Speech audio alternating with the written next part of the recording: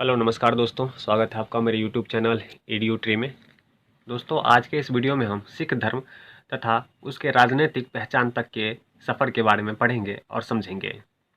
इससे पहले के वीडियो में हमने 18वीं शताब्दी की प्रमुख उपलब्धियां, मैसूर का स्वतंत्र राज्य के रूप में उत्थान तथा हैदराबाद का भी स्वतंत्र राज्य के रूप में उत्थान को पढ़ा था और समझा था। अगर अभी तक उन वीडियो को आपने नहीं देखा है तो उसका लिंक भी नीचे डिस्क्रिप्शन में दे दूंगा, वहां जाके आप वो वीडियो देख सकते हैं। तो चलिए शुरू करते हैं आज के इस वीडियो में, जिसमें हम पढ़ेंगे सिख धर्म और धार्मिकता से लेकर उसके राजनीतिक पहचान तक के सफर को। 15वीं और 16वीं शताब्दी में आंदोलनों का एक दौर चल रहा था, जिसमें नए धर्म के रूप में सिख धर्म उभर कर सामने आया।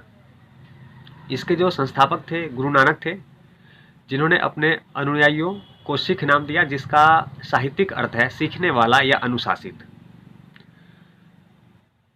इनका जो ज्ञान था लोगों में भाईचारा, सद्भाव बढ़ाने के लिए उपदेश देते थे।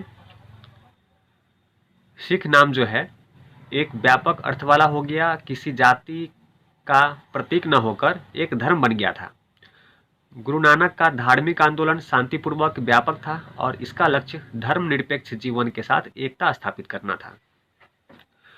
गुरु नानक देव जी के बाद 9 और गुरु हुए, जिन्होंने 200 वर्षों में सिख धर्म को एक संगठित तथा शक्तिशाली रूप प्रदान किया, जो मुगलों तथा उसके सूबेदारों के चुनौतियों का सामना करने के लिए सिख धर्म को जो है एक शक्तिशाली लड़ाकू ताकत बना दिया गया। इन गुरुओं के सिख धर्म के विकास में योगदान प्रमुख थे, जिसमें से जो गुरु आनंद जो थे, उन्होंने गुरुमुखी लिपि को विकसित किया। गुरु रामदास ने अमृतसर के मंदिर की आधारशिला रखी। गुरु अर्जुन देव ने आदि ग्रंथ को संकलित किया तथा गुरु हरि गोविंद ने सिखों को सैन्य कला एवं युद्ध नीतियों में प्रशिक्षित किया। गुरु गोविंद सिंह ने सिखों को खालसा संगठनात्मक केंद्र बिंदु के साथ एक भली भांति संगठित लड़ाकू ताकत के रूप में संगठित किया। गुरु गोविंद सिंह की मृत्यु के बाद गुरुओं की जो परंपरा थी वह समाप्त हो गई। सिख धर्म का नेतृत्व बंदा सिंह के हाथ में लोकप्रियता बंदा बहादुर के नाम से हुई। बंदा बहादुर ने मुगल राजाओं के विरुद्ध 8 वर्षों तक प्रबल संघर्ष किया। 1715 में उनको गिरफ्तार करके फांसी दे दी गई। बंदा की फांसी के बाद 10 वर्षों तक सिखों द्वारा प्रचंड विरोध किया गया, जिस पर नियंत्रण पाना मुगल अधिकारियों के लिए बिल्कुल ही समझिए नामुमकिन हो गया और उनका जो विद्रोहियों पर नियंत्रण करने का जो अभियान था वह असफल रहा। ऐसे बहुत से कारण थे जिनकी सहायता से सिख ने अपने आप को पंजाब में शक्तिशाली राजनीतिक ताकत के रूप में संगठित किया था। आइए इन कुछ कारणों को भी देख लेते हैं कि पंजाब में सिख जो है किस प्रकार से अपने आप को शक्तिशाली और राजनीतिक ताकत के रूप में स्थापित किया। जिसमें प्रमुख कारण थे उसमें 18वीं सदी के प्रारंभिक वर्षों में मुगल शाही प्रभुत्व का कमजोर पड़ना। जो मुगल दरबार का जो प्रभाव था वह कमजोर हुआ। इसके अलावा नादिर शाह और अहमद शाह अब्दाली का आक्रमण ने मुगल प्रशासन को काफ़ी कमजोर किया। मराठा आक्रमण से भी जो मुगल प्रशासन थी वह काफ़ी कमजोर हुई। प्रांतीय शासक में एक रूपता तथा एक सूत्र संपर्क का अभाव था। जो प्रांतीय शासक होते थे उनका केंद्रीय सत्ता से संपर्क में अभाव आया। उनकी जो प्रशासन शक्ति थी, संपर्क शक्ति थी, वह कमजोर होता गया। शाही सत्ता के प्रभुत्व की बहुत से स्थानीय सरदारों और जमींदारों द्वारा अवमानना।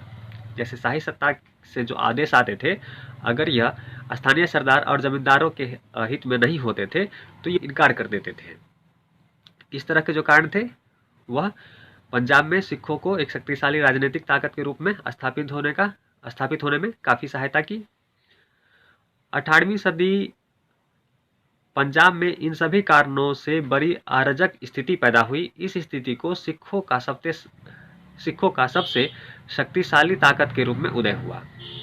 इस तरह जो 18वीं सदी में जो केंद्रीय सत्ता का जो पंजाब में शक्ति का जो ह्रास हुआ, उससे एक अराजक स्थिति पैदा हुई। ये सब कारणों से सिख जो है सबसे शक्तिशाली ताकत के रूप में उभर के सामने आए। अहमद शाह अब्दाली की मौत के बाद उत्तर भारत में अफगान साम्राज्य के आधिपत्य की मृत्यु घाटी साबित हुई।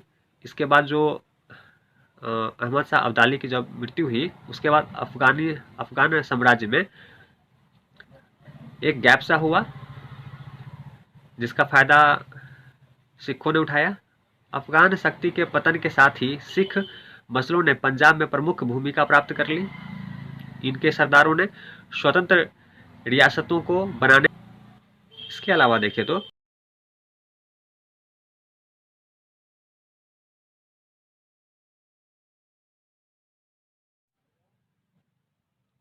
छोटी छोटी जो क्षेत्रीय शक्ति थी, वे ऐसे 12 क्षेत्रीय शक्ति मिलकर सरदारों, जो स्थानीय सरदार होते थे, उसके नेतृत्व में अपने आप को संगठित किया, जिसे मिशल कहा गया। मिसलों के मामले के बारे में निर्णय करते समय प्रत्येक सदस्य को समान रूप के मुखिया तथा अन्य अधिकारियों को चुनने का भी अधिकार था। मिशल के प्रारंभिक चरण में उनकी एकता और लोकतांत्रिक चरित्र अफगान आक्रमण के खतरे के टल जाने के बाद धीरे धीरे समाप्त हो गया। समय के इस घटना चक्र में शक्तिशाली जो सरदारों के उदय तथा उनके आंतरिक कलह और उनकी विनाशकारी लड़ाइयों के कारण मिसलों का लोकतांत्रिक चरित्र भी समाप्त हो गया। इस आंतरिक संघर्ष ने मिसलों की जड़ खोद दी। अंततः शुकर चकिया मिसल के सरदार रंजीत सिंह का दूसरी मिसलों के सरदारों के बीच एक शक्तिशाली ताकत के रूप में उदय हुआ। दूसरी मिसलों के बीच उनका एक शक्तिशाली ताकत के रूप में उदय हुआ और उसने हथियारों की शक्ति के बल पर सिखों के बीच एकता स्थापित की। आइए अब सिख राज्य के उदय को भी समझ लेते हैं। पंजाब के राजनीतिक घटना चक्र में नया मोड़ रंजीत सिंह के उदय के साथ आया। जिस प्रक्रिया का आरंभ 18वीं सदी में सिख क्षेत्रीय संगठन की स्थापना के साथ हुआ था, उसकी चरम प्रकाष्ठा 19वीं सदी के पूर्वार्ध में पंजाब में रंजीत सिंह द्वारा स्थापित स्वायत्त राज्य की स्थापना के रूप में हुई। रंजीत सिंह शुकर चकिया मिसल के सरदार महान सिंह का पुत्र था। 1792 में जिस समय उनके पिता की मृत्यु हुई, उस समय वह केवल 12 वर्ष के थे। उसे उत्तराधिकार में जो राज्य मिला था, उसके अंतर्गत गुजरनवाला, वजीराबाद और सियालकोट, रोहतास तथा पिंड दंदान खां के क्षेत्र आते थे। यह वह समय था जब सिख मिसलों का आपसी संघर्ष सर्वोच्चता के लिए चल रहा था। सिख सरदारों के आपसी संघर्ष और जमन शाह के नेतृत्व में 1795, 96 तथा 98 में अफगान आक्रमणों ने रंजीत सिंह की अपनी ताकत को पंजाब में सुदृढ़ करने में मदद की। रंजीत सिंह ने सफलतापूर्वक सिख मिसलों की स्वतंत्रता को समाप्त कर दिया और उनको एकमात्र राजनीतिक आधिपत्य के अधीन कर लिया। इसके अलावा देखा है तो 1747 में अफगान नेता जामान शाह ने लाहौर पर अपना नियंत्रण कायम कर लिया, परंतु ईरान के शाह के साथ मिलकर उनके भाई द्वारा उसके विरुद्ध षड्यंत्र करने के कारण जामान शाह को वापस लौटने के लिए मजबूर होना पड़ा और उसने लाहौर में अपने सूबेदार शाहजी खां को स्थापित कर दिया। जमन शाह के वापस लौट जाने के कारण रंजीत सिंह को लाहौर पर अधिकार करने का एक अच्छा अवसर मिला। उन्होंने गुजरात के साहिब सिंह तथा पिंडीवाला के मिल्खा सिंह के गठबंधन के साथ उसने शाहजी खां पर आक्रमण किया और 1799 में लाहौर पर अधिकार कर लिया। लाहौर के बाद उसने भांजी मिसल पर भी आक्रमण कर किसी कड़े विरोध के बिना ही अमृतसर तथा उनके अन्य क्षेत्रों पर भी अधिकार कर लिया। लाहौर और अमृतसर का स्वामी होने के बाद रंजीत सिंह ने स्वयं को इसका सर्वमान्य राजा घोषित करते हुए पंजाब में संप्रभु संपन्न सिख राजतंत्र की नींव रखी। अपनी स्थिति को और सुदृढ़ करने के लिए रणजीत सिंह ने अन्य राजाओं की ओर अपने अभियान को जारी रखा। उन्होंने जम्मू को अधीन कर लिया।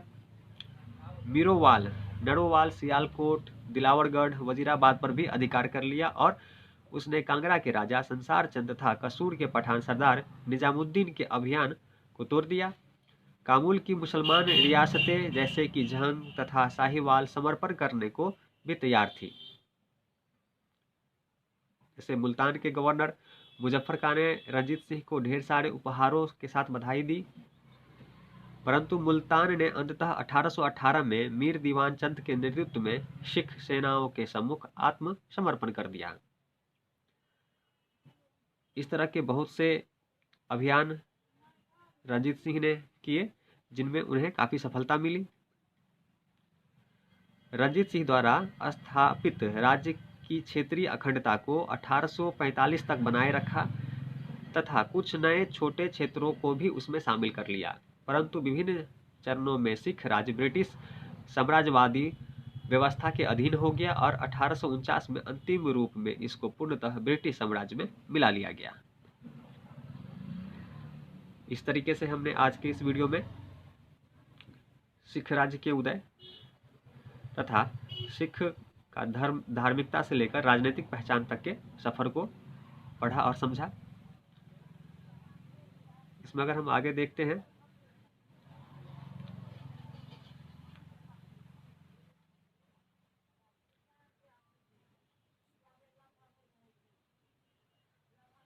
तो चलिए आज की वीडियो में इतना ही।